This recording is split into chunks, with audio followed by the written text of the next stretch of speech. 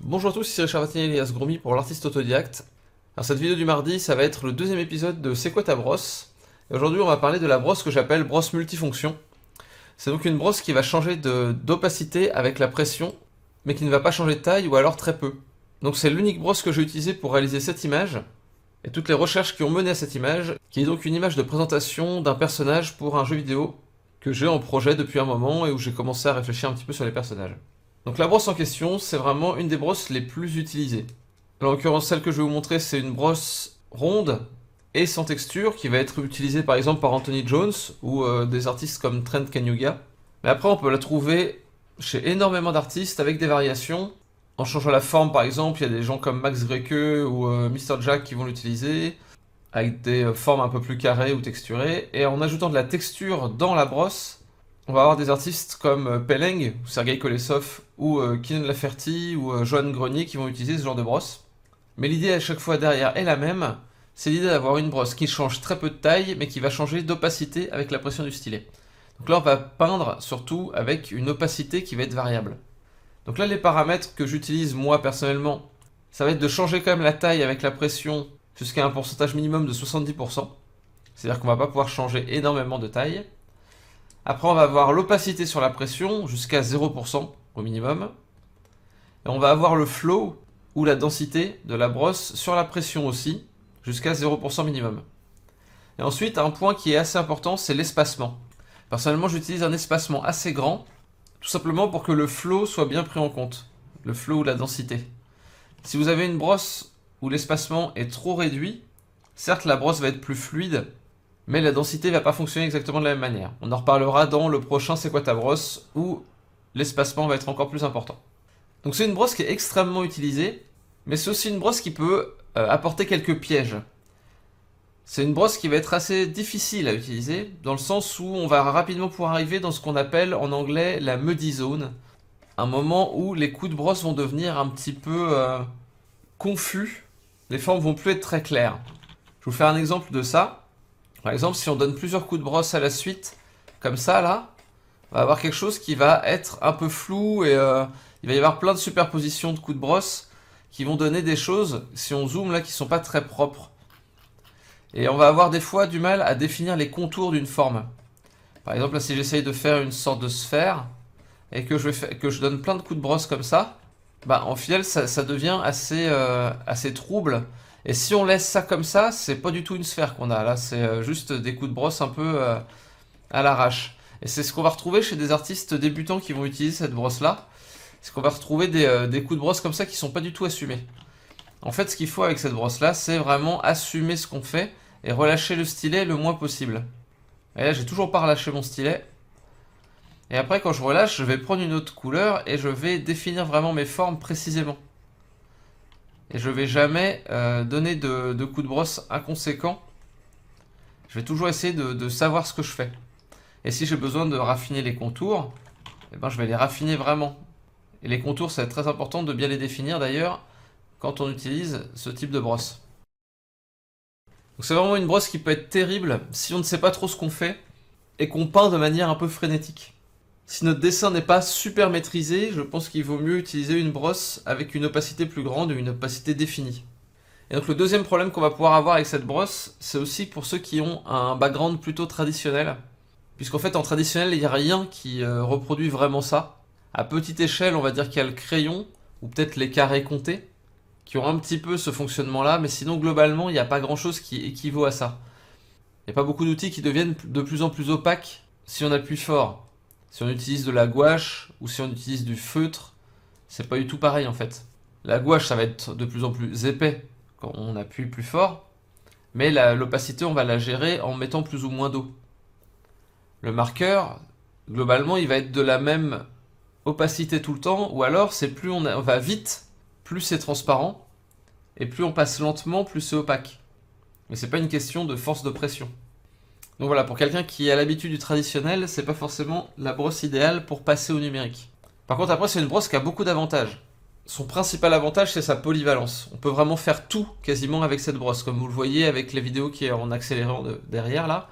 On peut faire du croquis, on peut faire de l'ancrage, Ça, vous pouvez regarder le travail de Kynan Lafferty là-dessus. On peut faire la base de la peinture, on peut faire des glacis en passant doucement avec sa brosse. On peut faire des détails en réduisant la taille de la brosse et en jouant de manière un peu subtile avec celle-ci. Donc on peut faire vraiment tout avec cette brosse. C'est pour ça d'ailleurs que je fais une peinture relativement complexe là, avec uniquement cette brosse-ci. Donc quelque chose qu'on peut lui adjoindre qui va être intéressant, c'est un blender. Un peu comme pour le premier C'est quoi ta brosse. Mais globalement, même sans blender, on peut réussir à faire tout ce qu'on veut avec ça. Et ce qui fait que c'est très très agréable de travailler avec cette brosse. Puisque si on peut tout faire avec, on n'a pas besoin de changer de brosse constamment. On peut rester avec la même et juste réfléchir à ce qu'on dessine. Et donc passer directement de l'esprit jusqu'au dessin, jusqu'à l'écran, sans avoir à changer d'outil et sans être bloqué par ça.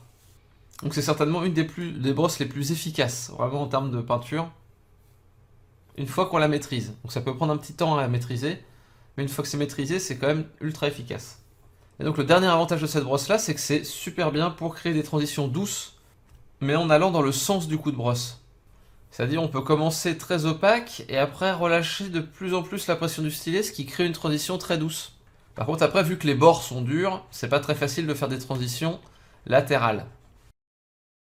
Donc voilà, c'est une brosse qui a d'énormes avantages, mais bon, il y a évidemment quelques inconvénients. Il n'y a aucune brosse qui est parfaite, sinon tout le monde utiliserait uniquement celle-là. Donc son principal inconvénient, je pense que c'est qu'on doit changer la taille de la brosse très souvent. Donc là, les raccourcis pour changer la taille de la brosse, c'est vraiment indispensable.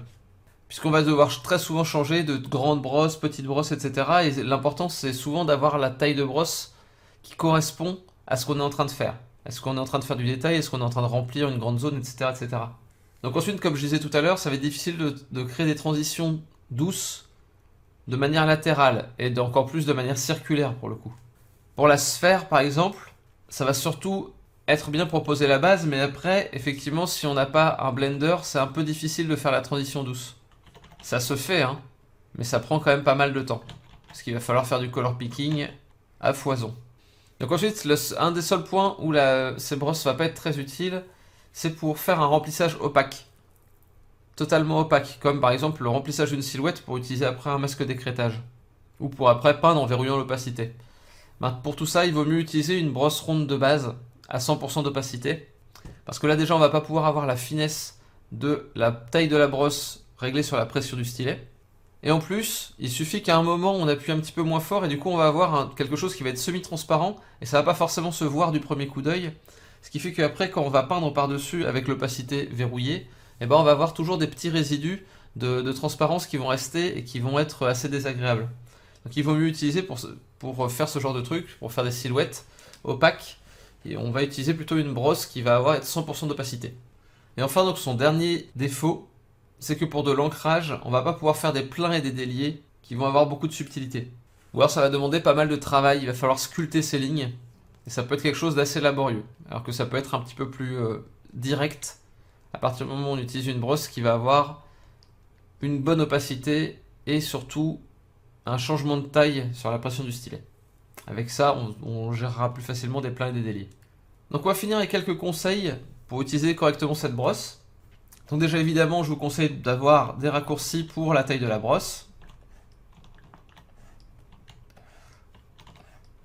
Pour avoir tout le temps la taille de brosse qu'il vous faut en utilisant des raccourcis le plus souvent possible. Donc ensuite, comme je vous ai montré avec cette sphère ici, là, il faut lâcher la brosse le plus tard possible. Il faut essayer de faire le plus de choses possible avec une certaine épaisseur de brosse pour éviter les superpositions qui ne fonctionnent pas trop. Par exemple, là, si je veux faire une forme carrée, ben, je vais ne pas lâcher le stylet et remplir comme ça, plutôt que de faire quelque chose où je vais à chaque fois lâcher la brosse et je vais essayer de remplir après. Vous voyez que là, du coup, ça fait plein de formes qui sont pas forcément très propres. Donc après, il faut souvent combiner cette brosse-là avec une gomme dure pour pouvoir retoucher les contours. C'est comme ça qu'on va faire des choses très propres. Ou alors, après, si on veut des contours et qu'on veut rester sur un seul calque, bah, on va utiliser la même brosse, mais en appuyant bien fort pour créer des contours plus durs. Ce qui nous permet aussi de temps en temps de faire des transitions un petit peu douces ou quoi. Mais ouais, gérer les contours, c'est une des difficultés de cette brosse-là. Comme je vous disais, là, avec la Muddy Zone, on peut vite arriver à des choses qui sont un petit peu incontrôlées. Et donc on va voir aussi quelques petites manières de s'entraîner avec cette brosse là. Donc vous pouvez déjà vous entraîner à faire des dégradés. Donc en allant dans une même direction. Vous voyez après là il suffit d'utiliser la pipette pour étendre le dégradé dans un sens. Puis après dans l'autre. Dans une seule direction c'est vraiment facile, c'est pas trop dur.